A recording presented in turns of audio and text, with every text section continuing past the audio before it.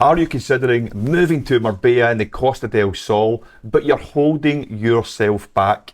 Well, you're in the right place.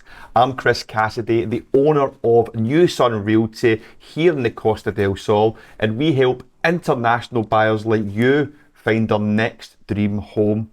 This is the NuSun Network, and we are in Marbella, and I am joined by Oliver Thompson, who is a high performance coach, and we are going to be talking about mindset and everything else it takes to make that move. Let's dive in.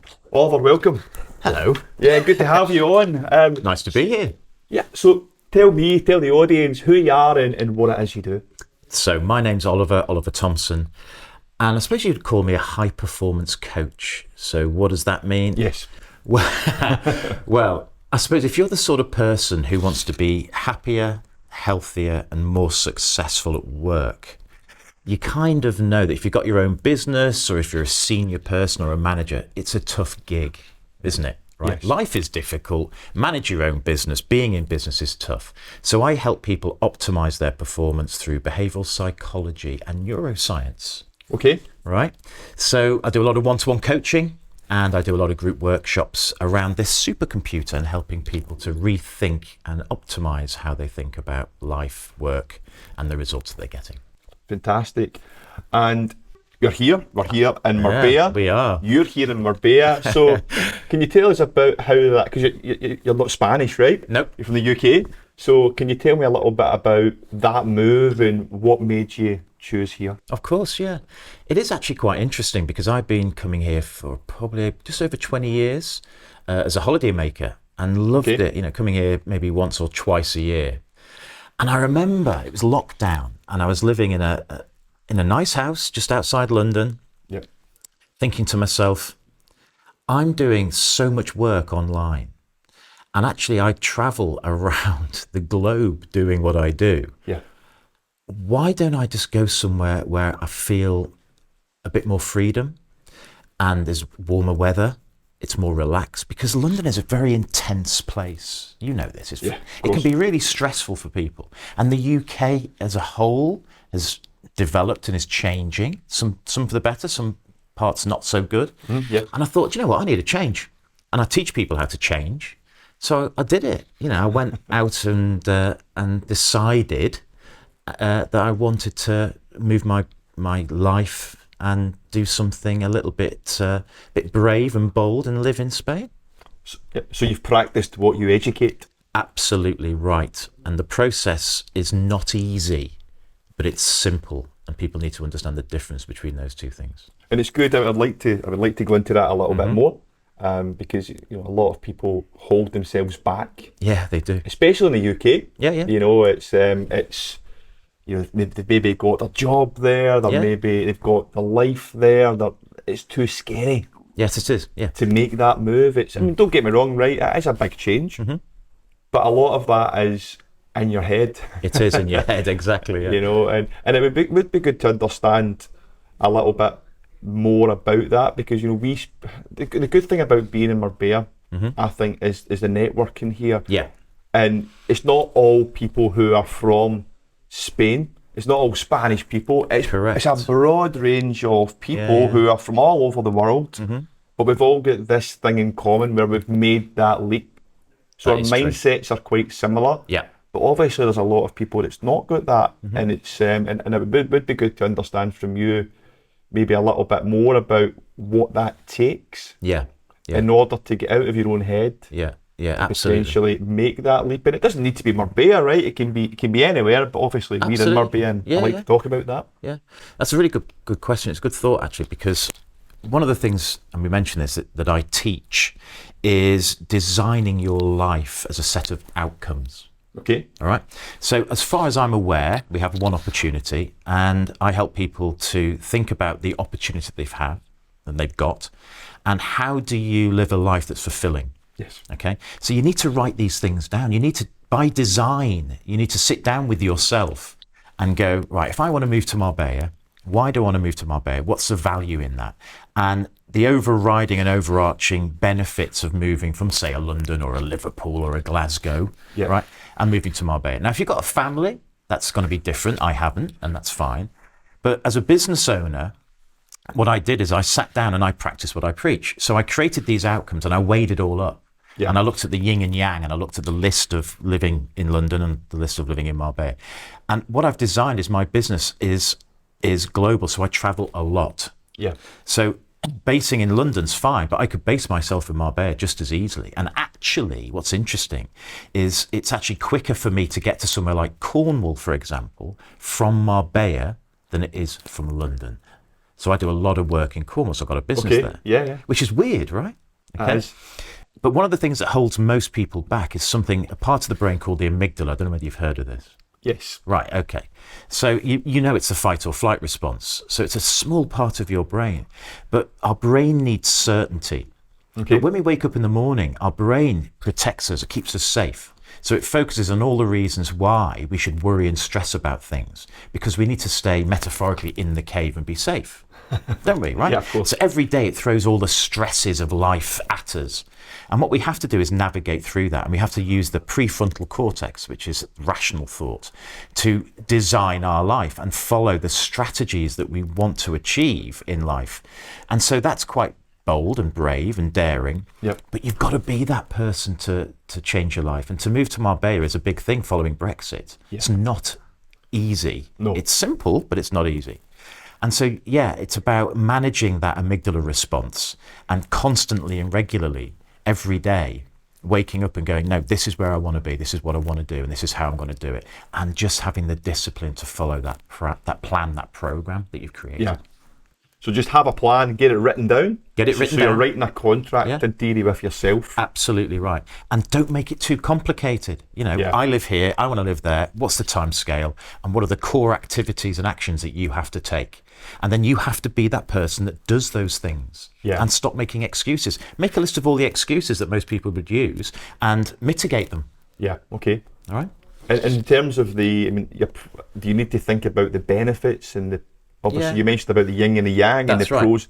So I'm assuming if the pros are heavily outweighing the cons, it's a no-brainer. Yeah, and if the cons are maybe not genuine cons, but maybe they're all in your mind somehow, you're probably going to need to work that out. Absolutely. Look, you know, we all have we should all have dreams. Yeah. But sometimes these dreams aren't really practical, or they're not the right time, and you do have to do the pros and cons.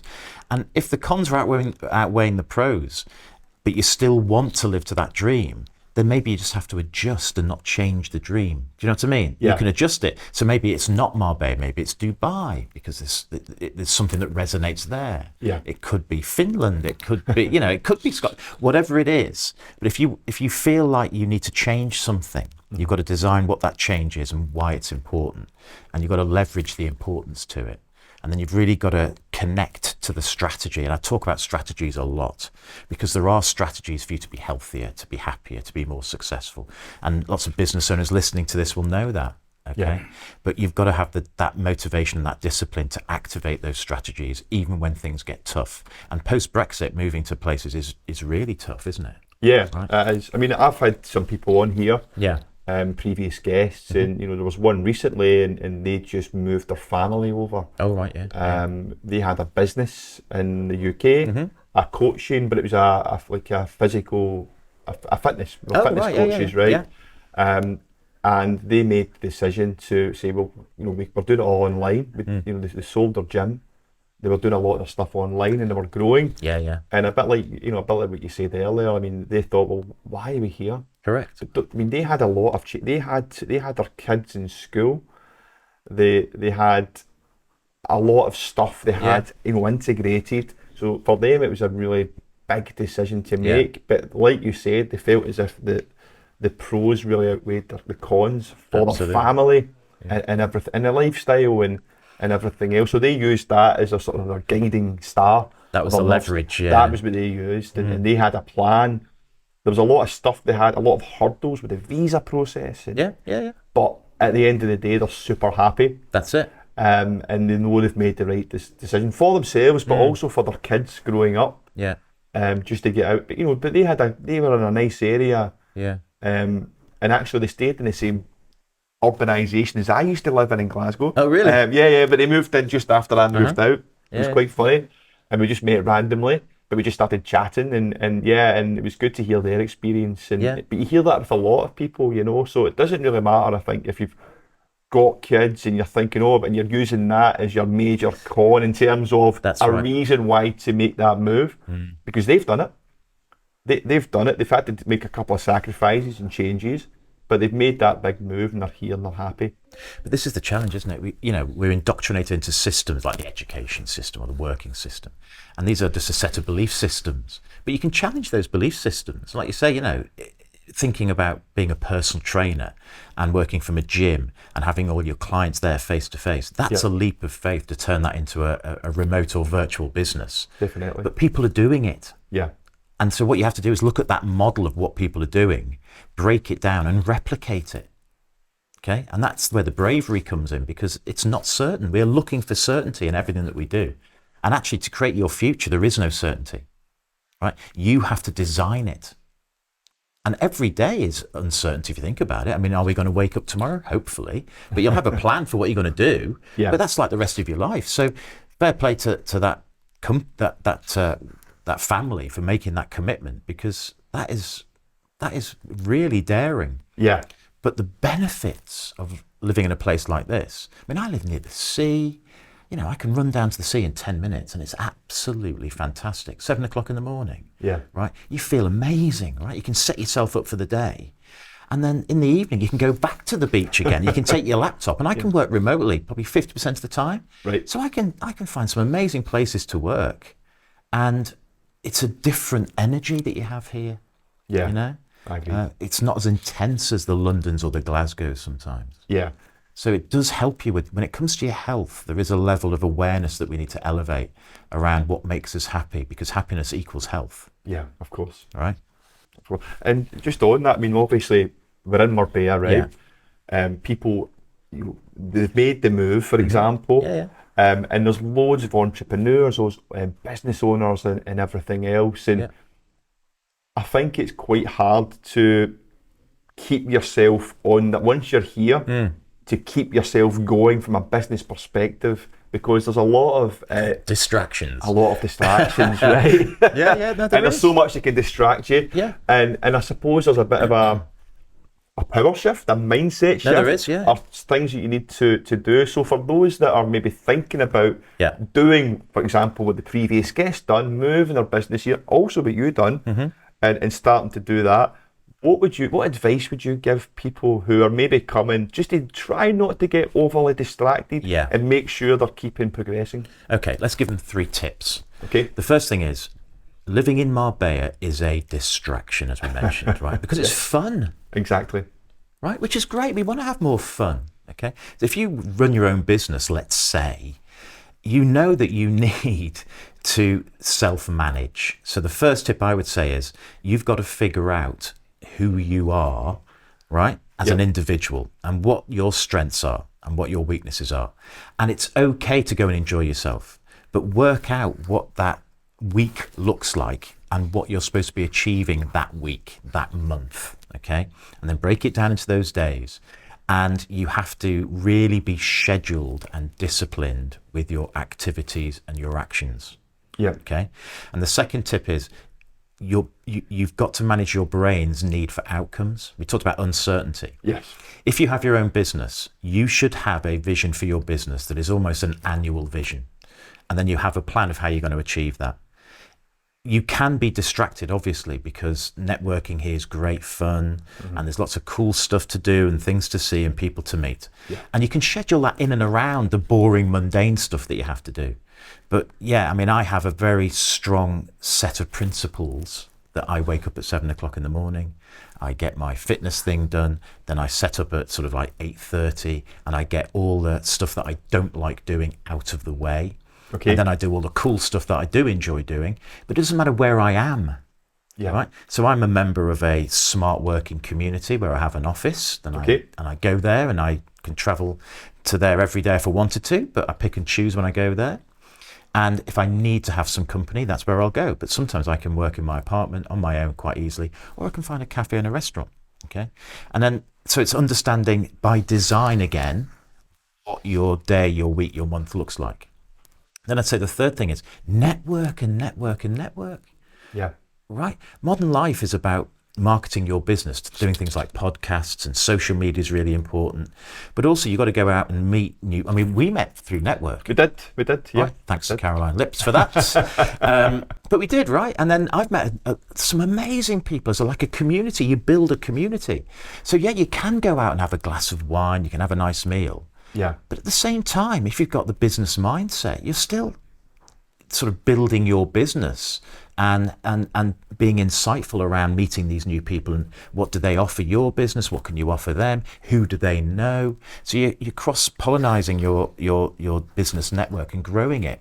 And it doesn't mean that you get business immediately, but when they think of a high-performance coach, they'll say, oh, actually, right? You know, that's that guy, Oliver, Yeah. Let's get him engaged. Yeah, so I would say network a lot, yes, and enjoy it, but be purposeful with it. I would say be outcome orientated and make sure that strategy is there, and don't get distracted, but get distracted in the right ways. And I think, you know, being healthy and happy here is important. So structure your day so you embrace living here, the sun and the beach and all that sort of stuff. It's not a distraction. It actually helps elevate how you perform.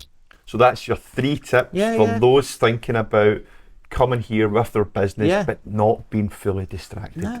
No, that's right. I would agree. Yeah. So Oliver, tell me about what got you into the high performance coaching and the mindset space. That's an interesting question, because I actually went to Polytechnic studying design. So how I've ended up doing this is a bit, it's weird, isn't it? But honestly, I was working on the telephones selling. Right, telesales. Okay. Trying to make a bit of money, following Polytechnic, and my boss recommended a book by a guy called Tony Robbins. I don't know if you've heard of him. Yeah, of course. Yeah. There's people who, you know, he's the go-to guy. And people go, who? But he is like the guru on this planet. He is the guru of sort of self-development and business development. And I read this book, and we're talking like 35 years ago now, right? And I read it, and I thought, wow, why have I never been taught this stuff? Yeah. And just by my nature, I read the book and I applied what I was reading into my everyday life. And guess what? It was a paradigm shift in how I thought about my life and me and what I was doing. And it helped me sell, and it helped me build my confidence. And from there, my career just propelled into this level of success that I could only sort of like dream of the year before. So I went from being a telesales guy to being the senior commercial business trainer for the Bank of Scotland. Okay. Right. Wow. At the age of like 21, selling PCP and HP agreements. And then they asked me to be a trainer, and then I started traveling the country, teaching people how to sell at the age of 22. And then at the age of 23, I was the customer services manager for a global automotive company managing 100 staff. Oh. And I'm not saying it was down to the book, but it played a huge part in it. And I just became ferociously ambitious around learning new stuff. So I was reading, going on courses, absorbing it and applying it, and then teaching people how to do it. And it just worked. And the advice I give people is try these things. There's so much information being given to us that we stop the art of being curious and learning ourselves. Yeah. And I think you've got to know who you are and what you want to try and achieve. And there's so much good stuff out there that you can go out and look for and then apply, rather than just waiting for it to come at you.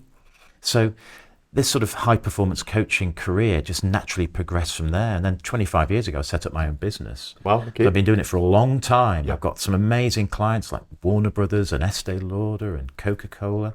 But I also love working with entrepreneurs. Yeah. I love that because you can really see some meaningful change. I suppose when it's the big corporates. It does get lost a little bit. It does. Yeah. I'm not going to lie, it does get lost a little bit, but changing people's lives for the better is something that is thrilling for me. Of course it would be. Get you out of bed. Well, it's not a job for me, this. No, exactly. It really isn't. Like, doing things like this is really, really interesting and cool, and I love it. Yeah. And if I can make people's lives better because I've been part of it and give them a few hints and tips, or change them the paradigm so much that they might move to Marbella because they're unhappy where they are. Yeah. Then great, isn't it? Yeah. Actually, when you say Tony Robbins, there's a book that I've listened to. I've not read it because I prefer Audible. Oh, yeah. Jim Rohn. Yeah. So he actually mentored Tony Robbins. That's right. Yeah. and he's got this. It's a massive. It's a big book, but it's more of a like you'll see the live shows. Yeah. In between it, so you'll when you're listening to it, you'll hear him reading through the book, but then you'll actually hear him live, and he shows. Got you. It's a fantastic. It's I've probably listened to it about 3 times. Right. Yeah. But if you're feeling a little bit, your energy's a little bit a lower. Bit low. Yeah. I listen to that, go for a walk. Totally agree. And I feel fantastic. Yeah. So everyone watching, everyone listening, the Jim Rohn or Tony Robbins, obviously, but the Jim Rohn one is fantastic. Well, like Audible's fantastic, isn't it? And you've got podcasts, and you've got YouTube, and like you can go for a walk, and you can actually learn while you're walking. Exactly. If you know what you're looking for. When you'll be travelling, right? So you it's obviously be able to put your earphones in, listen to a podcast, listen to a book. Yeah. You're getting that, and I do it when I'm driving to properties and showings and everything. I do it on the way there. Yeah, there's no excuse, is there really? No, exactly. Right. Although it does get a bit embarrassing when I've got a client and I forget to turn it off and my audio book comes on. Yeah, I understand. So I need to turn it over and put the radio on, change that over. Brilliant. Yeah. So in terms of, obviously, you help businesses, right? Mm-hmm. But when businesses slip, is it like a slow thing, or does it happen quite like a big disaster? What would you say has been, and what could maybe people look out for as well? Well, there are 2 things to this. First of all, you mentioned, is it a big situation that makes it drop, or is it just gradual, right? It's a bit of both, isn't it? Yeah. Right? So, for example, a big issue could be Brexit, or it could be a recession, right? Or a new government that can bring a successful business to a halt or a shudder, can't it? So one of the things I would say is always future-proof your business and plan ahead and think about the worst case scenario. It sounds counterproductive, but you've got to be a pessimist as well as being an optimist. So you've got to think, what could go wrong in the future and what do I predict? It's amazing to me how some businesses are still not working smart, right? A lot of my business is smart work. I teach people how to work remotely, how to work distributed, okay? 50% of my job is working remotely, but I've been working remotely for 25 years. I was working in Brazil 22 years ago, Thailand, south of France, Canada. There's no excuse to not work remotely, but people have these limiting views and beliefs on how business should be, and you've got to start embracing the future, future-proofing. AI is another great example. If you've got an accountancy firm, right, you have to realize that AI is not a threat. But if you don't embrace it, it will threaten your job. So you have to know what AI will take from you, and the bits that's left, you then perform at a high level at what you should be doing. Okay? And accountancy in the future, and we've done the research, means that you're going to have to spend more time with your clients. You're going to have to start building relationships and rapport so they become more loyal and advocates of what you're doing, because the admin, the mundane stuff will be taken away from you, which is good. Yeah, of course. It's not a bad thing. AI is not bad unless you decide it's bad.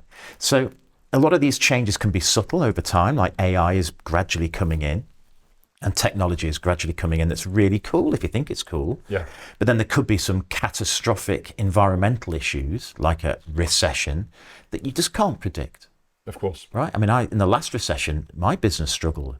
I didn't predict it. I could have done maybe a little bit better, but it struggled. But I managed to survive because I put in play in my playbook of the business areas where I could downsize, right? And I could get rid of certain things and rescale my business. So it was much more, it was a leaner business.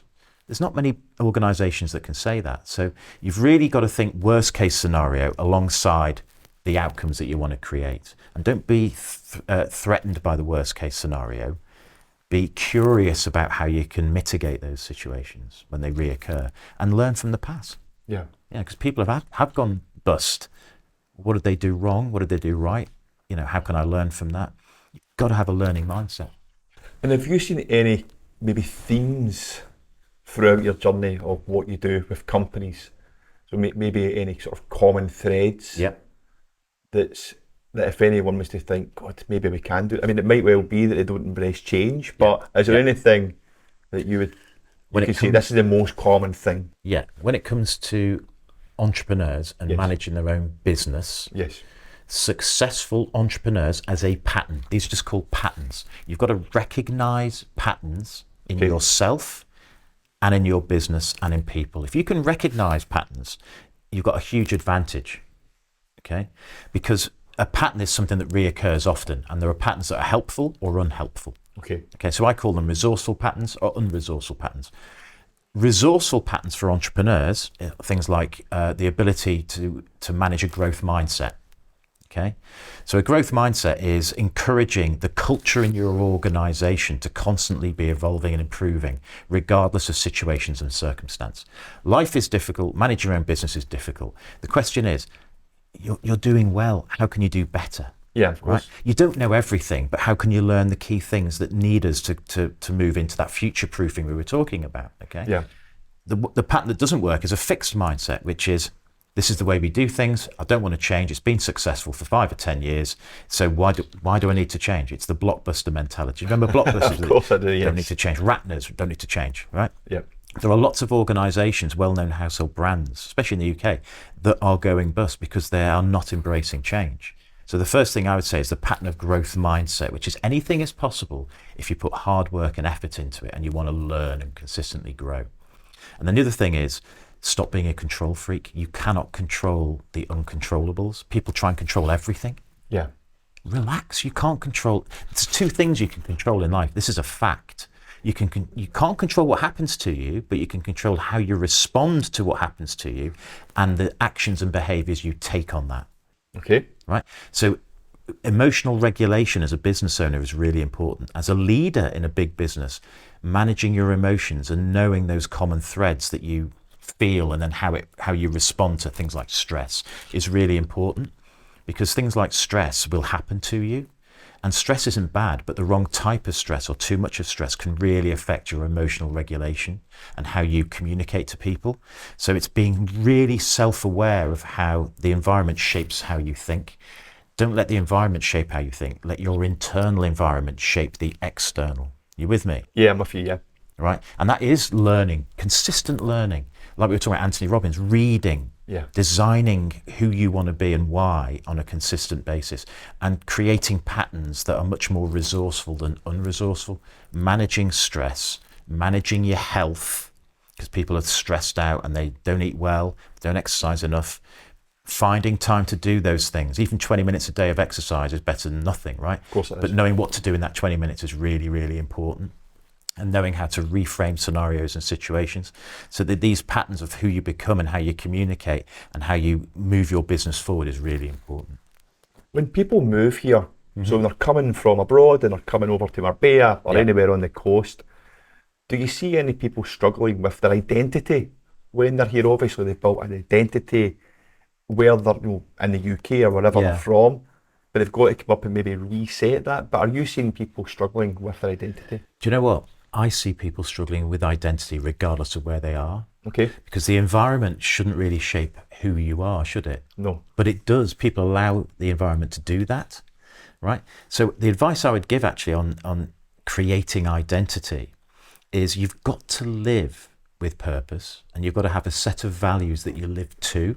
So I built my business on 3 values that I live to, and that's health, happiness, and success. So for me, health is the most important. Yeah. Right? You've got to be healthy. So if you come to somewhere like Marbella and you're getting distracted by things that are unhealthy for you, drinking too much, not exercising enough, then that's going to be an issue, isn't it? So you've got to say, well, okay, so this is what I've done is, what does health look like for me as an individual? And I've got to practice what I preach. So I have to manage what I eat and how often I drink and where I spend my time and who I spend my time with. But that's by design again. I use that phrase, but it's important. We play golf together, don't we? Or we try to play golf and practice, don't we? Right. But that's a healthy thing to do, isn't it? For a couple of hours, we can decompress, can't we? And have a laugh because we're so bad and enjoy being really bad at something. Do you know what I mean? Yes. And that's good, but that's part of our identity that we're creating. We want to, because it's a golfing community and networking and golf go together, it's important to do those sorts of things. So you have to work out who you are, and that's by your values, whatever it is. Freedom, it's probably a value for lots of people here. Success and financial freedom is probably a big value here.